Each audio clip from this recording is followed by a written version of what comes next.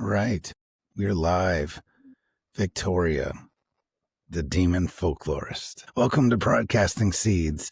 Tell us who All right, you are I'm and Victoria what you Jaye. do. I am the Demon Folklorist, as he said. I got my master's in 2021 from Utah State in supernatural folklore, and I had done my thesis on cataloging demonic phenomena from published narratives into sight, sound, smell, and feeling.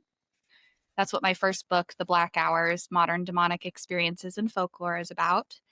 And right now I'm working on my second book about how demonic fantasy has influenced the way that the public views demonology.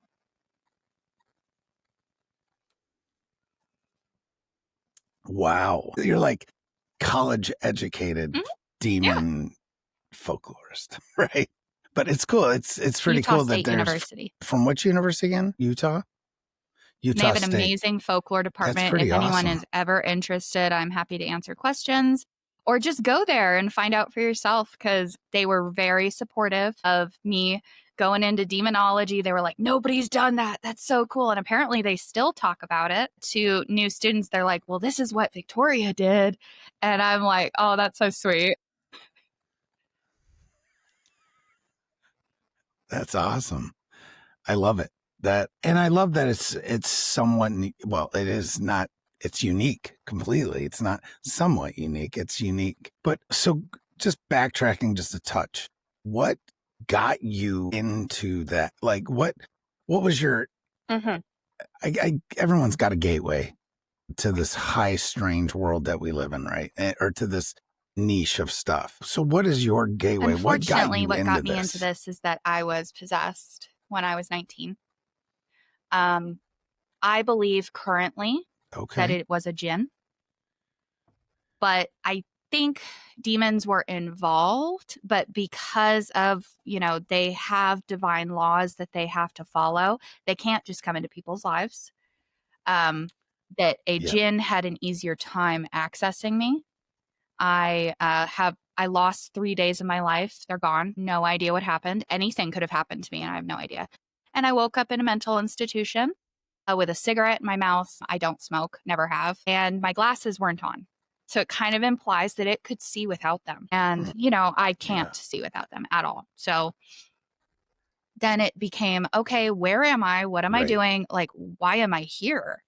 Because I was gone for all of this and trying to rebuild my life after this event. Honestly, though, something I do want to tell people when they hear that story, because it is frightening, you can have a perfectly normal life after a possession. It is not the only experience, and it's not going to define you forever. So, something to think about.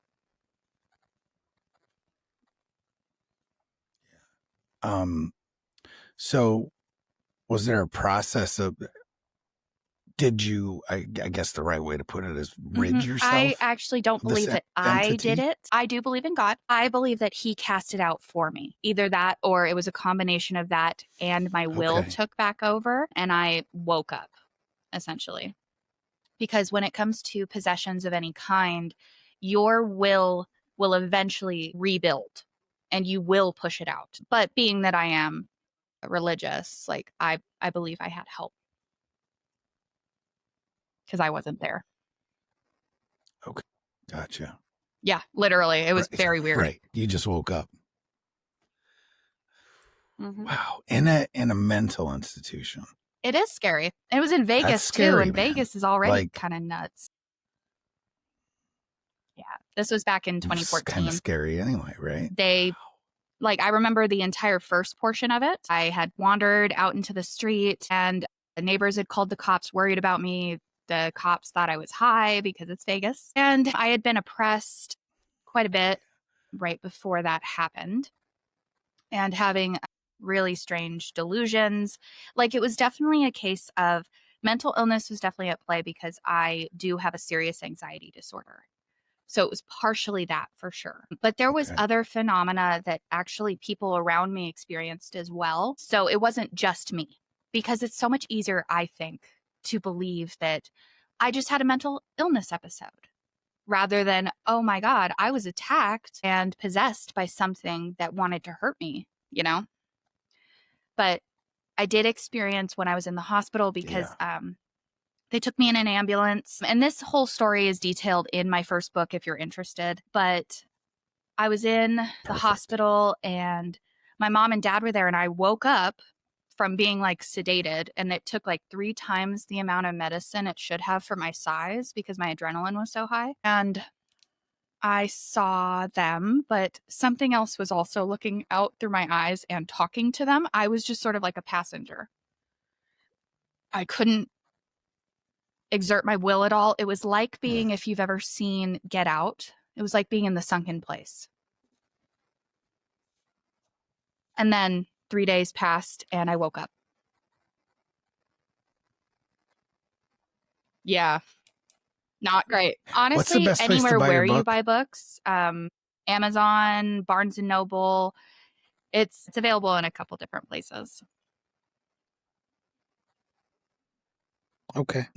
So now you call yourself, well, you are a demon folklorist. Can you walk us through what that means and how your background, like how this all shaped your identity? Like what Yeah, absolutely. That's a good question. And what you do now. So I had gone for my folklore degree, honestly, not wanting to explore demonology at all. It really wasn't where I started. I wanted to look at fairy tales and horror movies, and there's definitely a connection there. But then I wrote a paper on it and I was done with the subject. I was like, I did the research. I no longer want to do this. And yeah, so I just was like, okay, what else do you know about? And I was like, oh, you've done a lot of research on demons, especially after your own experience, because that's what I thought it was. Because the literature, unfortunately, I think is quite choppy about what demons can and can't do. So I was like, okay, you know a lot about demons.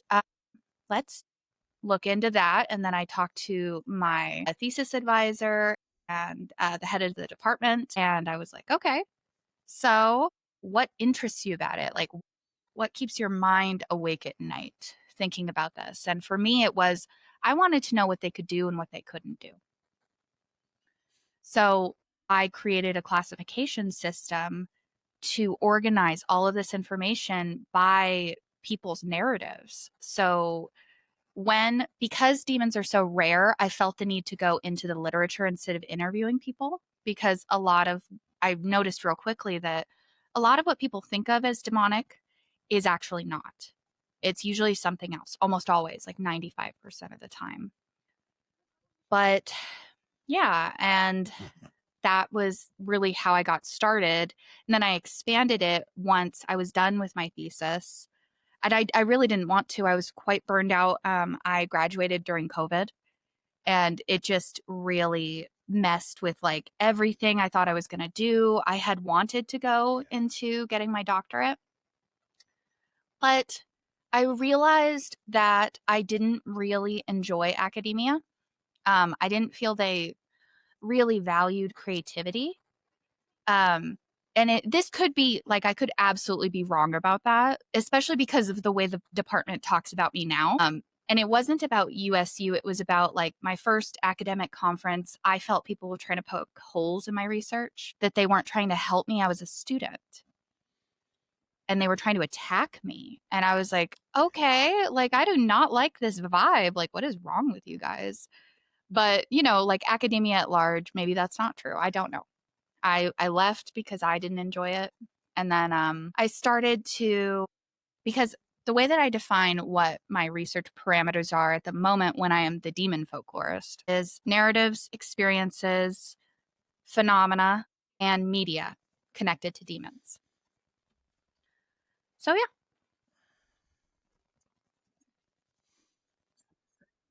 Awesome. So you say, what are some of these other things that get confused? We have demons. Things like jinn, for instance, which if I explain it like humans are over here, demons are over here, jinn are in the middle. They seem to behave a little bit like humans. They fall in love. They have children. They live a lot longer than us, but there is something human about them. But they also have abilities very similar to demons. It is not with the same power level, but I would say that the demons and, of course, angels are the most powerful beings, at least that I've come across. Naturally, as my research goes on, that statement might change, but for right now, they are the most powerful negative entities. Jinn get mistaken for them all the time, especially in popular culture, because people are inundated with so much like demon saturated content. So much of paranormal TV is focused on demons because it ups the ante. So much of demon related horror movies and possession movies, antichrist movies, like haunted house movies, they're all different, and they're all different in theme and genre, but they are all mistaken for the same thing by the public. And people think, oh my gosh, I'm having this possession experience, but demons are not the only thing that can possess you. There are other things that are documented that can do this. A jinn can do this. Dibukim from Jewish folklore. Most people know them by the Dybbuk box, which is a hoax, but now it's probably more of a thought form because of so much energy being directed at it. But there isn't a Dybbuk in there. But a Dybbuk is, a person whose soul, like a once human person that has been barred from heaven and hell and is forced to wander, and they look for shelter in people's bodies. Jinn are from Islamic folklore, and they are all across the Middle East, literally from Egypt to Zanzibar. It's pretty crazy how widespread they are. But they were created according to the lore at the same time as angels of light, jinn of smokeless fire, and humans of clay. They were a previous iteration of the world who now exists in the air, and that their bodies likely were destroyed during the flood.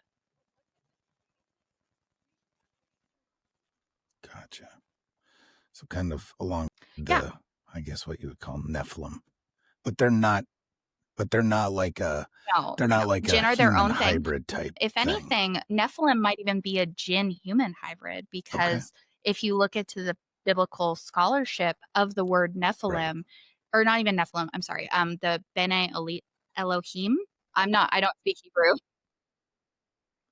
Yep, Bene Elohim. It doesn't mean angel. I can't remember exactly what it means right now, but it made me go, that sounds a little bit like jinn.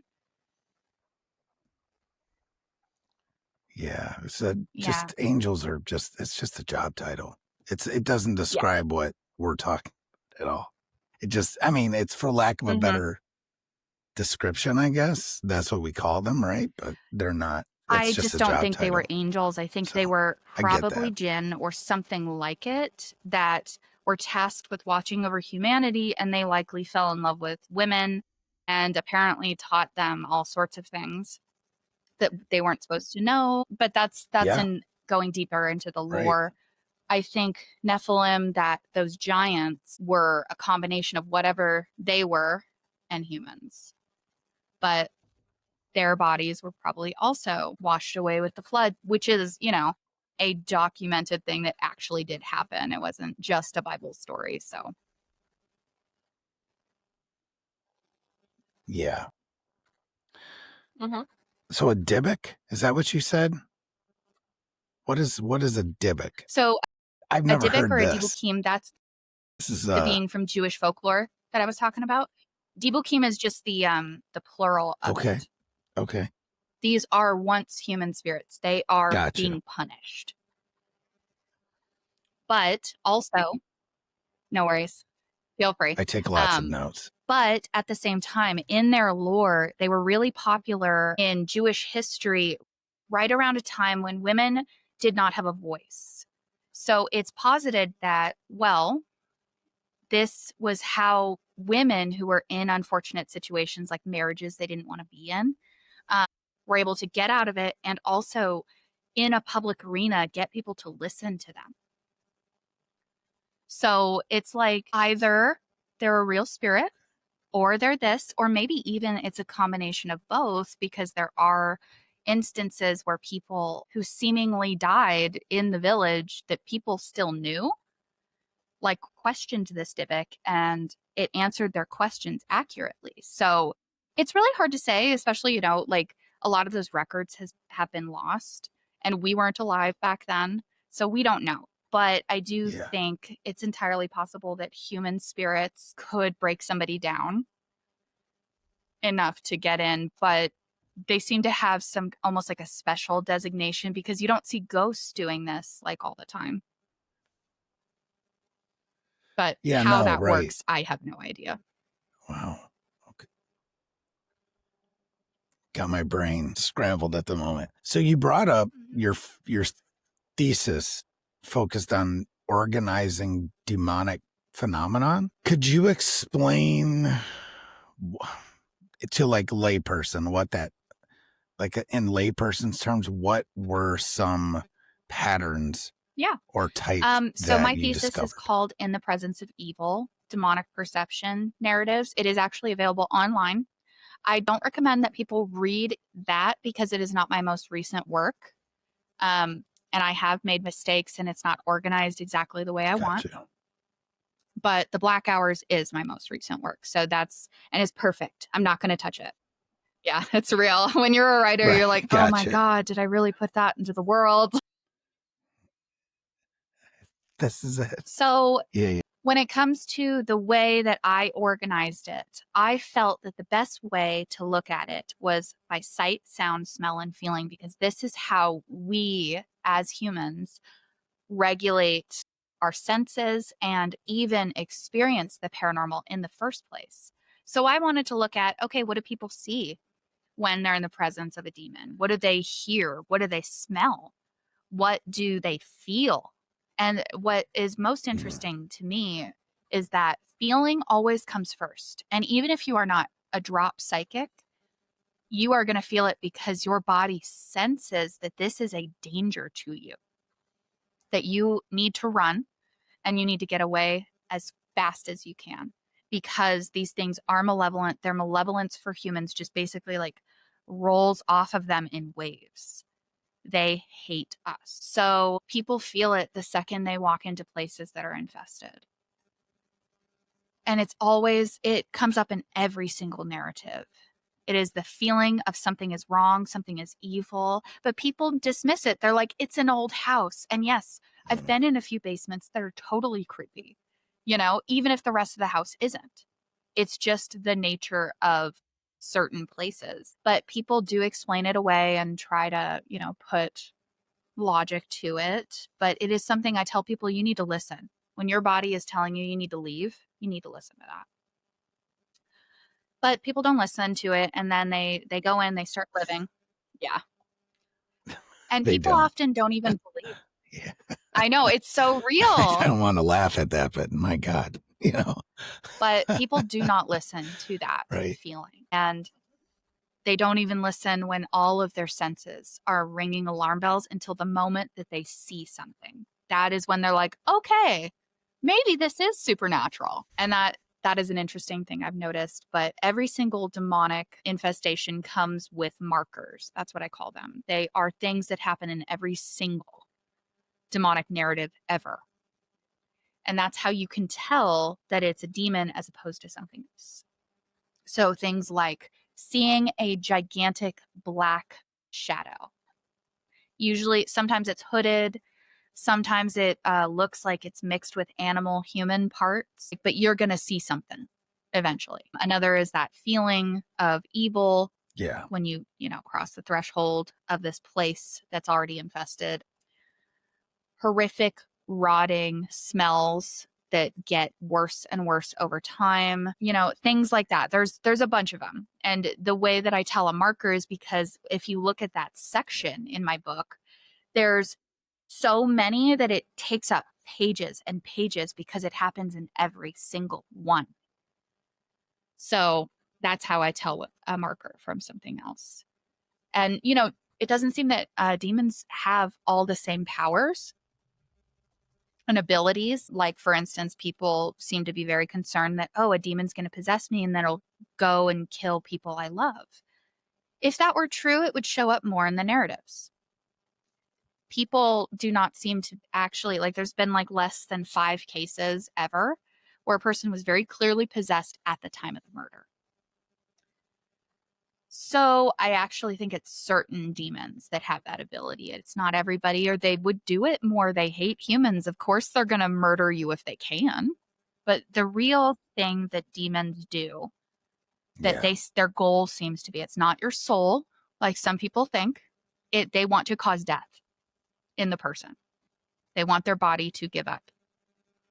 They don't seem to do anything with the soul. It is the whole process of infestation, oppression, and then possession. And then the last stage is death.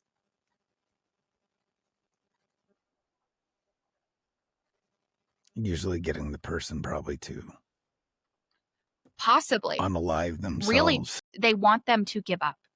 And seed control essentially to them.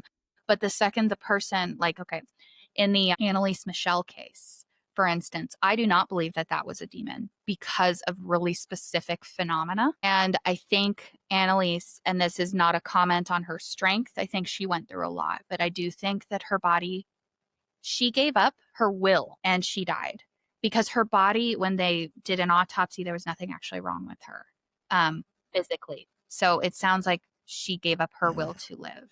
And I completely get it because I've been in that fight, not to the level that she was at, thankfully, but it is really difficult to hold on when you're being attacked like that. And that poor girl, and I hope she's in heaven. For sure. For sure. So some context, just so people get, like, what films, like horror, let's say horror films, because you like horror films, right? Do you think actually get demons right? Like, either in terms of folklore or like the accuracy or narrative function? So what there are actually are The there Exorcist is the most accurate film at 95% accuracy. The things that aren't accurate are actually the idea of black masses being held that are widespread and like a real danger. That's satanic panic right there. And if people are holding black masses at all, it is not the way films depict it. It's not like a witch's Sabbath. It's people who have watched too many movies who are trying to like indulge their deviancy by doing sick, twisted things, or people, they're like extremist groups. Real Satanism doesn't actually hold with hurting other people or animals or any of the thing that Satanists are known for in film. So yeah, it's on a small scale if it's happening at all. Yeah. I'm trying to think of what, I've got this question in my head and I'm trying to put words to it. Like, so what's the difference between like a folklore based recognition of demonic presence, right, versus how it's usually portrayed in like paranormal TV shows, movies, things like that? What's the actual it's a lot slower difference than it is portrayed. And it'll be like, I think some movies get that right. Like I thought things like Insidious, the first movie, did really well with like how slow the phenomena starts. And it built and built and built.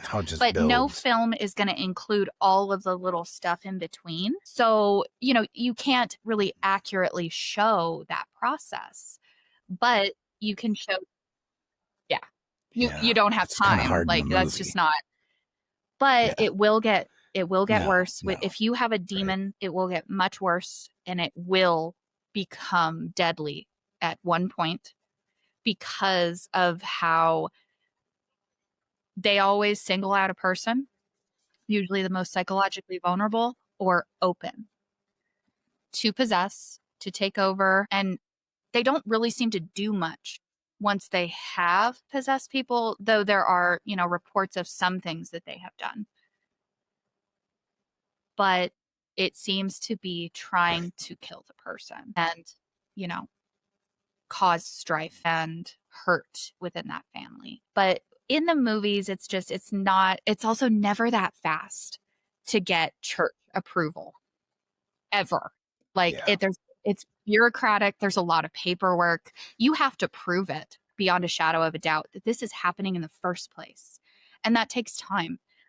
I mean, I'm not Catholic. Yeah. I don't have any affiliations with the Catholic Church, but I know it does take a while. And that's why exorcists have popped up in the last, 30 plus years who are circumventing that because it takes too long and the person is in danger. So,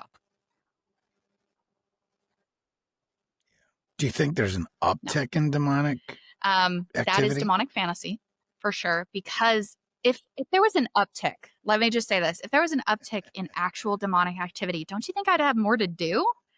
Like more to look at, more cases to analyze, because I love to do that. When I had my podcast, Demon Folklorist, that's what I did a lot of the time. I just looked at cases and analyzed them and told people whether or not I thought this was a real demon. And if it wasn't a demon, what did I think it was? So it's just like, yeah, there would be so much more for me to do in the world. And what I really think is on the rise is demonic fantasy. And this is my term. I coined it to explain the weird, inaccurate ideas that people pick up from media, mainly, and also paracelebrities and sometimes churches. Pastors watch the same movies as us, and sometimes that stuff filters and trickles into their sermons. And people walk away. Like I have seen people, like pastors on the internet with their full chest being like, Labubus are evil. And I'm like, no, they're not. They're a stuffy that looks a little creepy. Like that's their whole thing. And it's just like, you can't call something demonic because you don't agree with it. Because calling it that is deeply irresponsible. Mm-hmm. First of all, you're freaking people out because the word demonic means related to demons. It's not related to demons, not at all. And having these things is not going to cause a demonic presence. There's only a few ways we have identified that demons actually get in, but churches and some paracelebrities have agendas that they are trying to push of ideas to curb certain behavior in the world.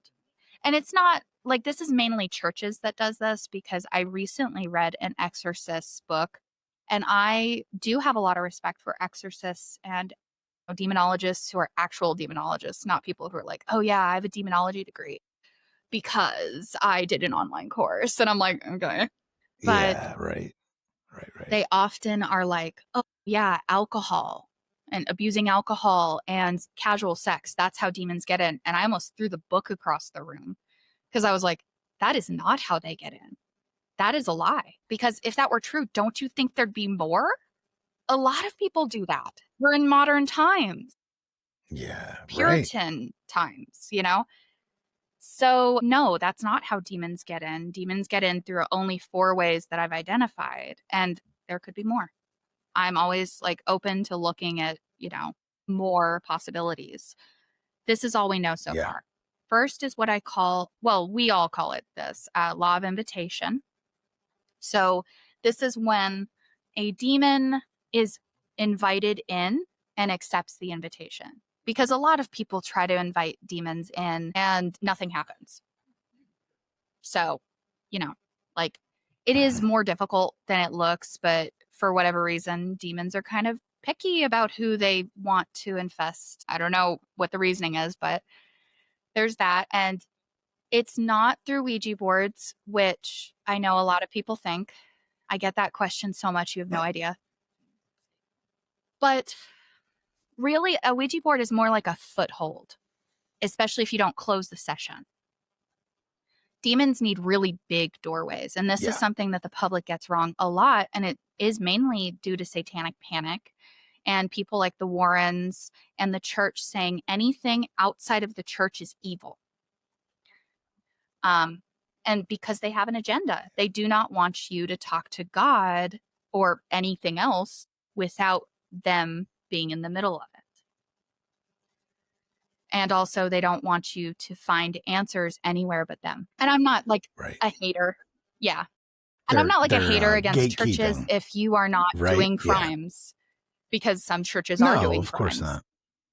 And using that to cover it up. And it makes me sick because, you know, like I do believe in God, and I don't like churches mainly because I've never found one that was doing what it was supposed to be doing, instead of, you know, hurting people and trying to say bad things. So I say, like, I'm not a hater of churches, but also I don't like churches. I don't like how people abuse the idea of a church. And I think that's evil. But yeah, that's a different tangent.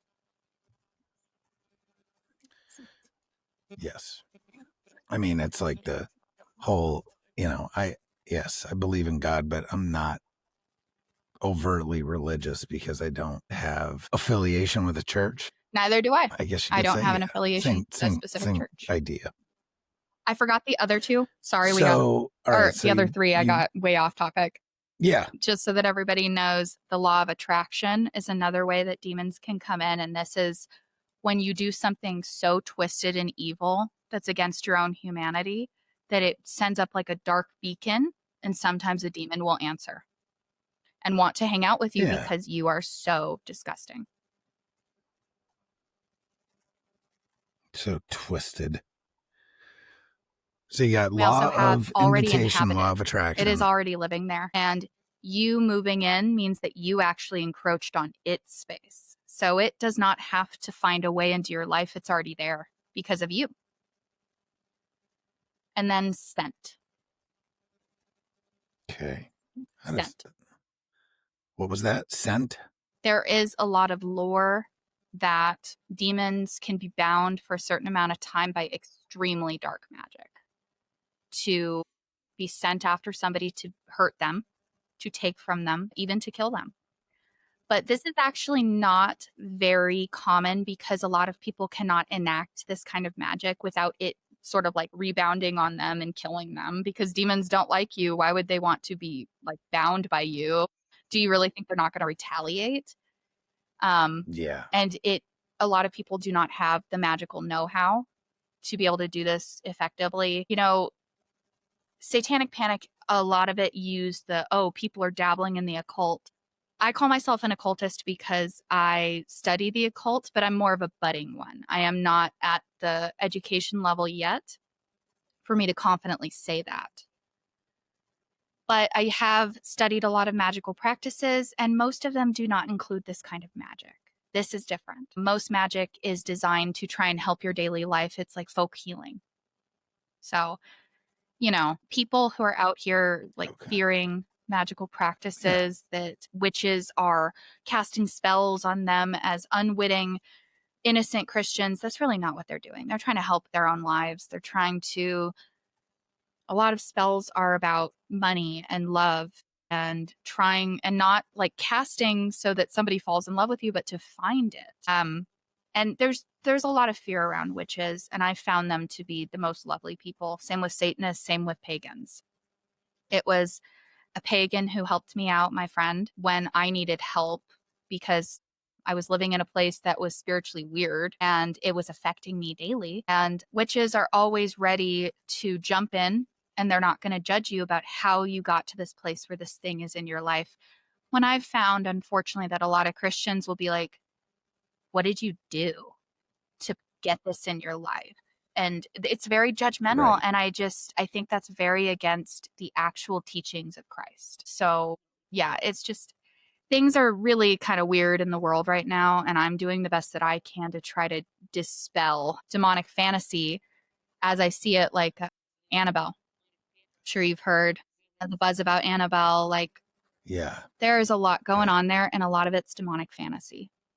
And I got backlash for that when I spoke out about it. The paranormal community at large tends to agree with my views on Annabelle, but the public doesn't understand that the paranormal community is often joking. Gotcha. When we're like, oh, Annabelle's going to come after you. Like, it was a joke before Dan Rivera tragically died.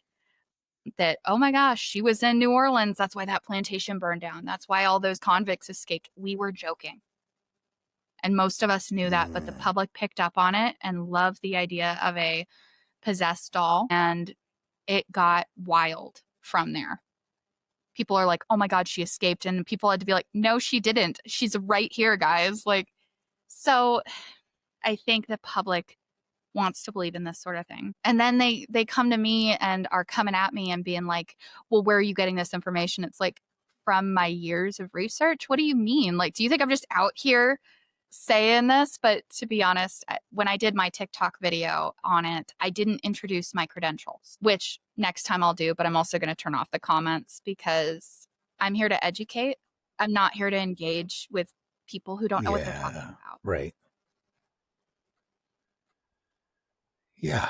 I know you know what I'm talking about. I totally understand that. Yes, I do. So what exactly is a demon? Like where, like if we go back with this, what is it? Like what are they? That is my honest answer. You know, like you've got the Book of Enoch and their explanation of that it's a, you know, what we brought up Nephilim earlier, the disembodied spirit of Nephilim. That's what Enoch says a demon is. But we don't know, but I can tell you what I think they are. Based on everything that I understand about them at this juncture, I think some of them are fallen angels. Some of them. I think others of them are lower classes of power entities that maybe joined in the fight against God and humanity during the war. And the war is heavily debated anyway. So it's like, I can't prove that the war happened. I'm not going to try to prove it. But personally, yes, I do believe that at one point, people chose sides. Or not even people. I'm sorry, that's incorrect. Entities chose sides. So they chose sides, and there's good and there's evil. And evil, if you really think about it, means unfriendly to humans, malicious towards humanity. So when we say like, oh, like a child predator, like that's evil, they are fundamentally unfriendly to humanity because they're hurting somebody innocent. Yeah. You know? So that's what I think they are, but there seem to be different levels of ability within demonic hierarchy because, you know, it's as above, so below. That's the lore anyway, that demons have rank in hell, just like angels in heaven have rank. So. Yeah, right. There's a hierarchy for sure. All right, so we've talked about demons. We've talked about jinn. We've talked about Dybbuk. What were they called? Dybbuk, right? Dybbuk. What other entities? We also have shadow people. Do we have out there? We don't know what shadow people are either, but I can tell you what I think they are based on research that I did for the Paranormal Research Symposium in Gettysburg.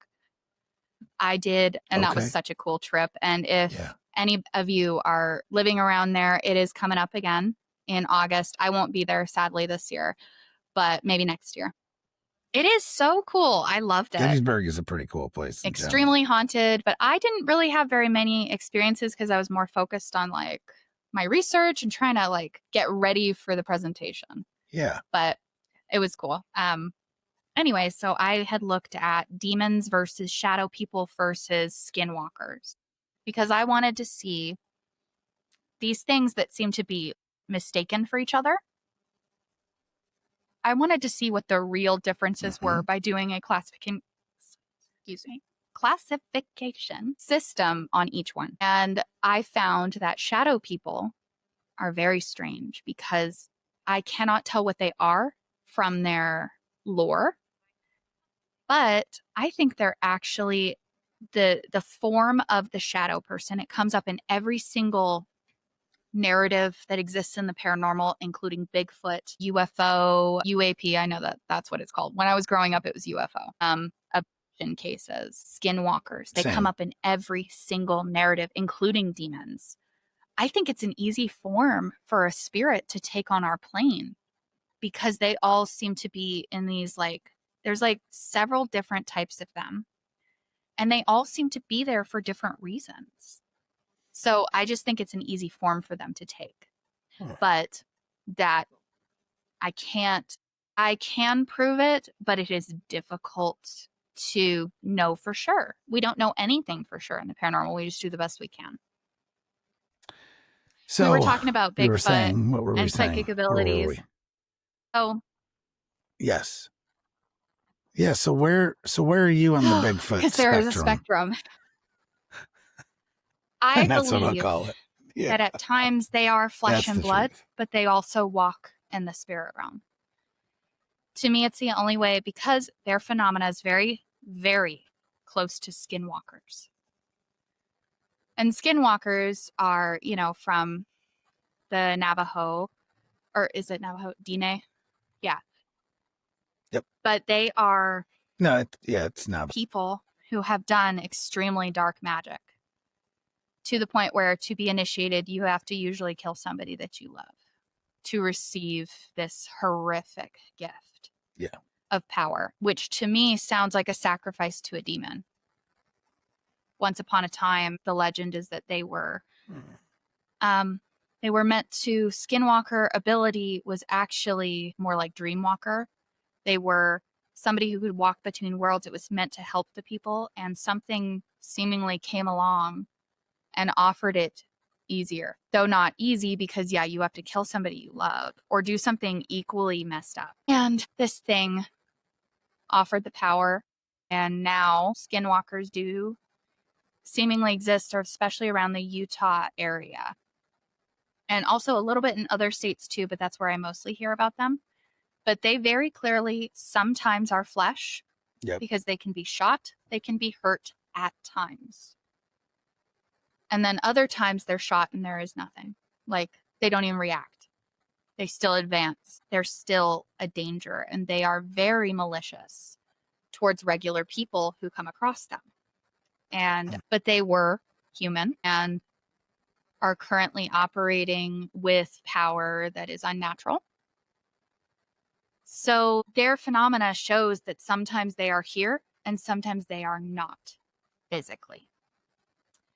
Same thing comes up in Bigfoot. I think sometimes they're flesh and blood and sometimes they walk in spirit. So they are both. I don't know what they are. I'm not sure we're going to come across a real explanation, but I've also heard that they have communities. People have come across them. Sometimes people can even become friends with them. They leave gifts. It sounds like in your life, at pivotal moments of your life, they have appeared. So I wonder if they're trying to communicate with you. But that's just a thought. Take it how you like. Right. And the phenomena is strange. Yeah, they are often seen driving. It really is. Alien spacecraft. That's nuts. Like, they clearly have a connection to Fae. They have a connection to extraterrestrials. I think personally that Skinwalker Ranch is a portal field and that everybody uses it. Good, bad, past, present, future, it doesn't matter. They're all using it. Yeah. There's something about it that is just insane. And Bigfoot always seems to have this connection to natural resources. Like in Pennsylvania, there's a huge Bigfoot flap, and it's because it's the biggest quartz deposit in the US. That's at least what's posited. Other places, it's because there's a natural water source that's very big, or some other kind of rock. And as we know, quartz amplifies. So I think these beings, whatever they are drawn to these places and they gather in these places. But at times they appear in our world, but they're so big that we would have noticed if they were living here in flesh and blood, as far as like forestation and how much they're going to need to consume just to keep themselves alive. And so many people have had Bigfoot experiences that the numbers are astonishing. Off the charts crazy. Oh, it's off the charts. I mean, the Bigfoot mapping project, just him, I mean, he pulls from other places, but he's got 15,000 documented cases of sightings. Isn't that nuts, though? That's so many. And it's crazy. I know. They're just mapped all over. It's crazy, all over the place. And actually, the place is the number one state right now is Pennsylvania, like you had said, for new sightings, and eastern also Wisconsin, Ohio. In certain areas had interesting Bigfoot anomalies as well. Yeah, it's so crazy to me. But I had this guy try to like correct me and be like, "Are you sure it's not your subconscious projection?" I'm like, "No, there's data. What?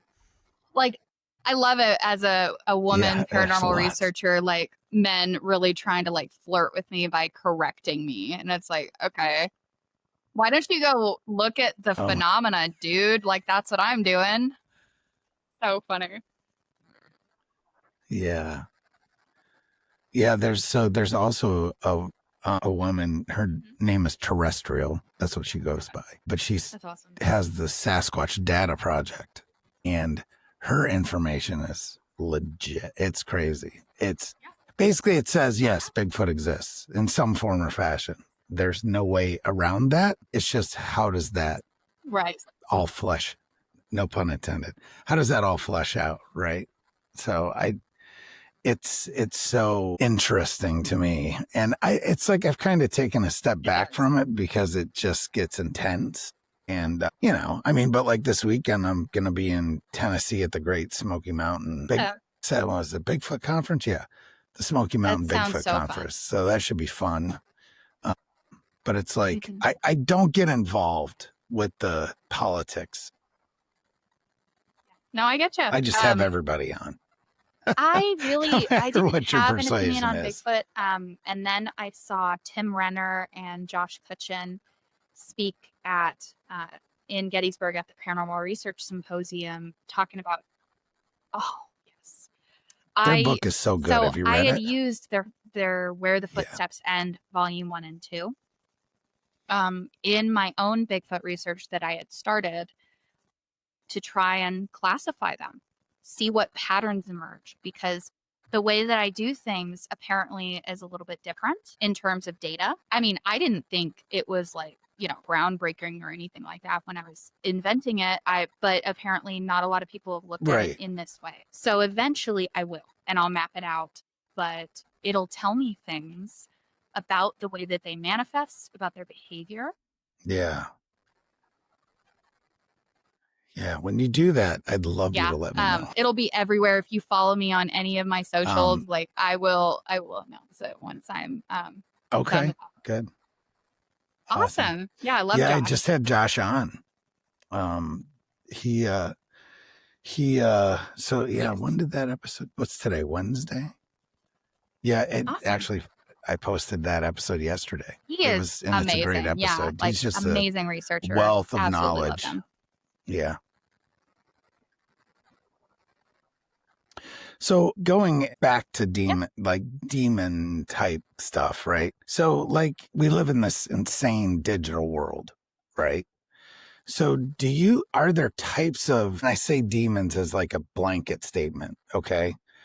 And I say demons, like emerging in cultural and psychological sense in the digital world. Like we talk about AI, and that AI is, well, what are your takes on as your far take as on AI, all of that? I don't think they're related at this juncture. That could change. Demons do have knowledge of past, present, and future, so they may cross over into that. But that has actually already happened with the appearance of Zozo and Ouija boards. Zozo. I personally think, because I looked into Zozo phenomena, I would listen to that episode because I go by it like line by line and look into the claims about people who have reached out with Zozo experiences, that it is some type of jinn. Yep. And I think because the phenomena is simply not strong enough, not powerful enough, and it is dangerous, but not dangerous enough to be a demon. And that's really how you separate jinn and demons. Gotcha. And there are some things that only demons can do that jinn cannot. And it doesn't manifest in those narratives. So are jinn inherently They can be evil, good, or are they can just be kind neutral, of and they can be evil. They're much like humans. They have free will. Okay. So right. So much of what people would ascribe to demon, like possession, let's say, could actually just be a jinn, possibly. Right. I mean, it's it makes sense more to me. common that it is something else, right? No matter what. It's like a 5% chance that it's like an actual demon and people are like, oh, okay, well, if that's true, how are they getting over here? They're from the Middle East. And it's like, how did the Fae get over here? They're probably attached to someone. What do you mean? Like, people go over there all the time. Yeah. I mean, and that's an uptick because they're, it's one of those things, like, especially when you look at, I wonder if there's a correlation with Middle Eastern immigration. Maybe. And I'm not sure. Activity. Like, it's entirely possible. We don't know how they travel exactly, but that would be my best guess. And fairies came over with a lot of the Celtic people, and that's why we have fairies now here. A lot of them are probably in the mountains, like Appalachia, So. Oh yeah. Which you hear stories about them all the time. I'm not surprised at all in Appalachia. So, yeah, I think you hear stories about a lot of things. Strange place, very dangerous, but also I think in places like that there is this beautiful chiaroscuro effect where light and dark end up sort of coexisting in the world, but it is strange. There is high strangeness there. There are things that are dangerous, and I want to go. I'm not going to lie. I have family in Appalachia over in Kentucky, Yep. And I mean, if you get technical, like where I do a lot of my research is Appalachia. It's just in Pennsylvania, but it's the Appalachian Mountains that run right through there. Older than bone. And they're old. Well, and that's the funny part is if you think about it, technically, the mountains in Ireland and in Scotland are technically the Appalachian Mountains. Separated with Pangea. Yeah, I know. They've just been crazy. Divided. Right. So I'm not surprised at all. Right. So. And we don't know how related Fae and Jinn are. Maybe they are the same flavor, like the same thing, different flavors, different zip codes, same neighborhood, different zip code, Right. Right. It is. It's so bizarre. I mean, it's just cool. It's really cool to think about, though, and do all the stuff. So, yeah, that was one of the thing that drew me to Joshua was his first book, which he wrote years and years ago. But that. Oh, the Trojan where he Feast. talks about it's food. On my list of books to read. Trojan Feast. It's just amazing. I know. He is amazing at the mind blown moment. Like, yeah. Yeah. So this podcast is called Broadcasting Seeds, and it's about planting seeds in folks' minds, right? So they can think outside the box, think outside our reality, possibly. So I always ask my guests to plant some seeds in the viewers' minds to kind of part with. See, when it comes to demons, that one seed I want to plant is that there are more possessing entities that exist in our world than just them. When I first went into folklore, I thought it was only angels and demons, and a lot of people think so. Now, I also believed in ghosts as well. But the other stuff, I was like, maybe it's like a demon pretending to be this. But now, with all of the folklore, all of these eyewitness accounts, all of the things that are happening to people, the high strangeness, there is more than we understand that is in the neutral. So that's one seed I want to. Two, I think that demonic fantasy is incredibly prevalent. And every single belief that you have about demons currently, I encourage people to trace it back. Where did you get it? Is that a critical source? A lot of what we think of as popular demonology, Malachi Martin, the Warrens, people who wrote a bunch of like demonology books in the 70s and the 80s. They are byproducts of satanic panic. These are not critical sources because we cannot prove that any of this happened. And I know people are very divided, not really in the paranormal. Most people just really don't like them. The Warrens, not so much in the public, but they are not a critical source because we cannot prove it. We don't see them releasing like their case files to prove that these things happened. So it's one of those things, like, you need to look very critically about where you got that idea. Trace it back. Force yourself to trace it back. Which book? Which movie? Because a lot of very strange ideas that people come up to me with their full chest and tell me with full confidence, this is real. And I'm like, no, where'd you get that? You know?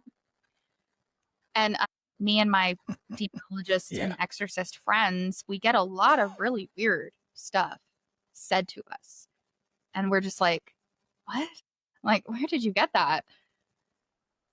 So demonic fantasy is on the rise. Yeah, I can imagine. I don't think demons are on the rise. I think demonic fantasy is. And there seems to be a second wave of satanic panic going on right now.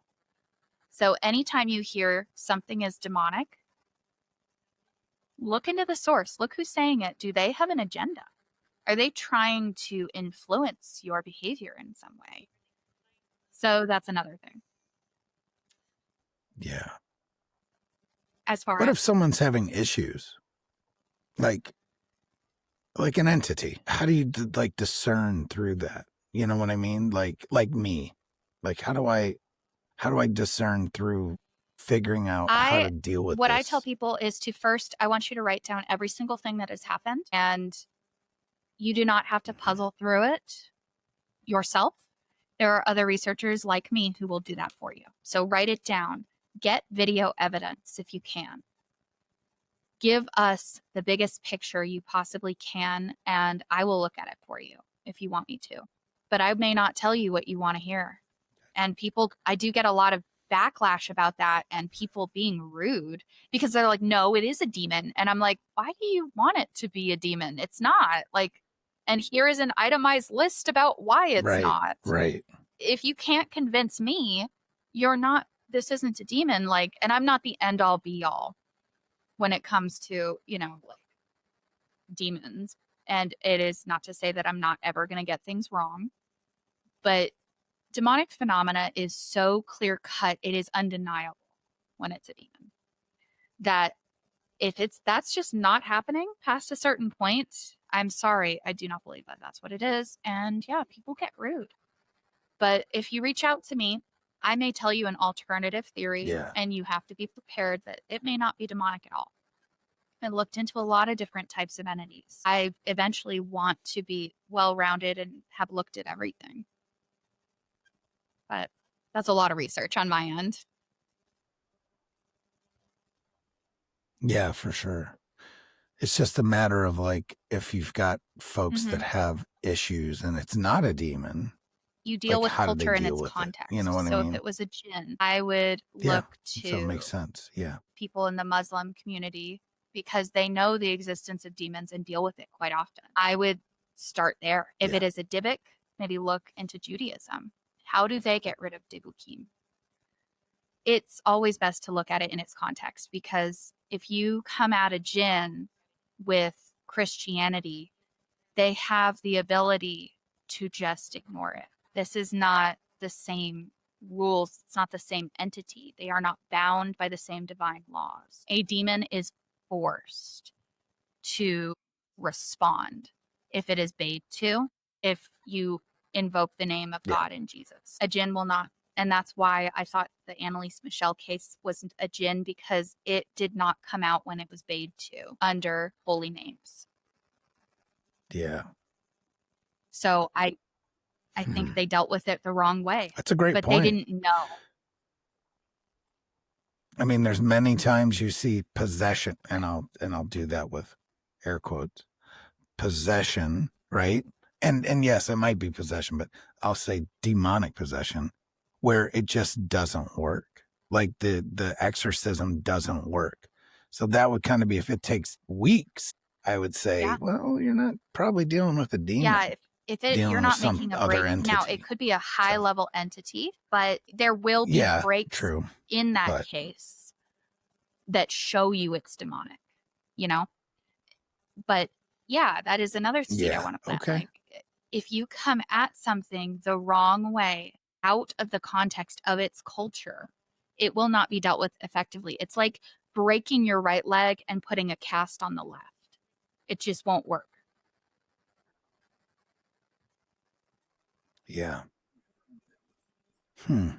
Yeah, I have a friend that was possessed by a demon, you know, demon in a blanket term. And he had to end up going through a shamanic ritual, that wasn't an exorcism, but it was a shamanic thing, and that rid him of that entity.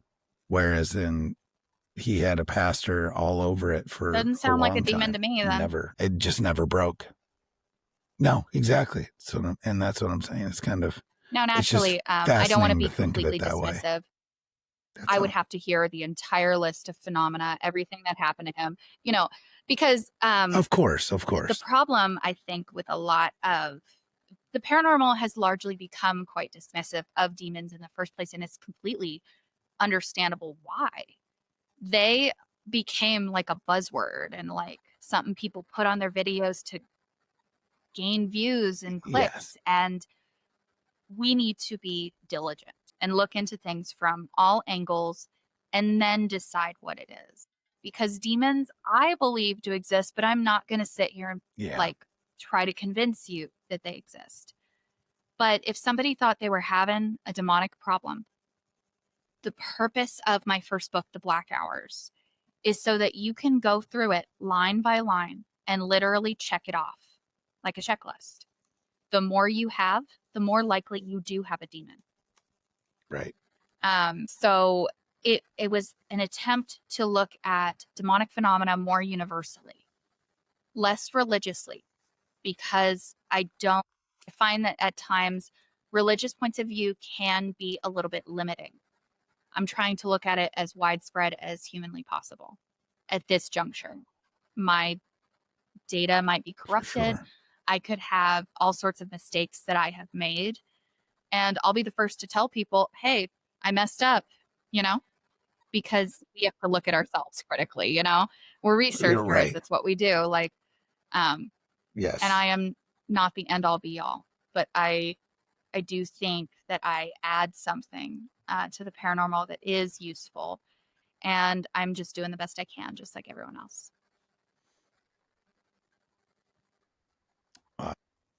Yeah, thanks for having me. I really thank you for coming on. It's super interesting, and I would like you to share the best places to find you. All of my social media is under Demon Folklorist. It's just all streamlined that way. I also have done horror column writing, because I like to analyze horror movies for Morbidly Beautiful, also under Demon Folklorist. And I have all sorts of things going on, but that's the easiest way to find me. And my podcast has 3 seasons if you're interested. I looked at horror movies, folklore, and demon cases, because those are my 3 main interests. And feel free to follow me. I have all of my accounts locked at the moment, but you can request me if you want to follow my stuff. And awesome. Again, thanks for coming on. And we'll once my new book is out, that'll be good. I'll reach out and we can talk about that one. Absolutely. For sure. For sure. Let me know.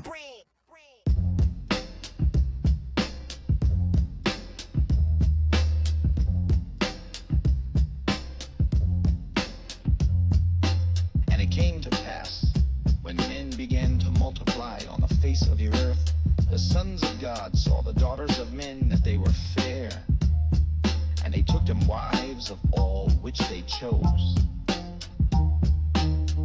And they bore unto them giants.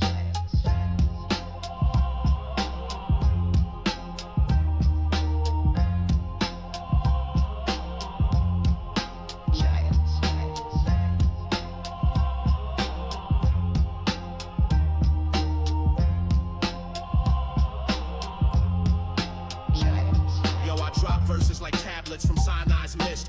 scrolls of Enoch encrypted in a shadow twist. Watch your blood dripping from celestial fists. Nephilim stomping earth, they ain't myths, they exist. Back in Genesis 6, the heavens fell hard. Angels broke ranks, now the veils got scars. Took the daughters of man, now the bloodlines tainted. Hybrid beasts in the woods, faces unpainted. They taught war, metal, root cutting and charms. Alchemy and death in the bronzed in arms. Azazel fell, bound in Dudgeel's pit, but his whispers still echo when the witches spit. They gave men the blade, the curse, the fire. Taught them secrets of heaven, now the stars conspire. The flood came down, but the blood remained. Now we fight in the spirit, holy war in the brain.